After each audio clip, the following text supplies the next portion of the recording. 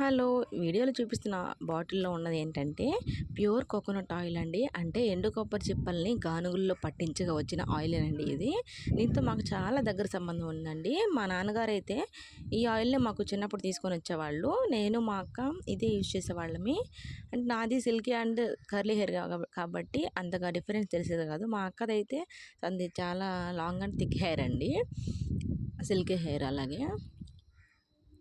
So, మేము తర్వాత హాస్టల్స్‌కెళ్ళిపోవడం, water change అవ్వటం, అలాగే వెదర్ కూడా చేంజ్ అవ్వటం వల్ల జుట్టు చాలా ఊడిపోయేది. ఇప్పుడు పెళ్ళిళ్ళయిపోయి, మళ్ళీ వేరే వేరే ప్లేసుల్లో ఉండేసి, ఇంకా పిల్లలు పుట్టి, సో, అలా హెయిర్ ఫాల్ అవుతూ ఉండేసరికి మేమైతే మళ్ళీ దీనికే తిరిగొచ్చేసాము. అంటే ఇదే ఆయిల్ యూజ్ చేయాలి ఇక మీదట అనేసి ఫిక్స్ అయిపోయాము.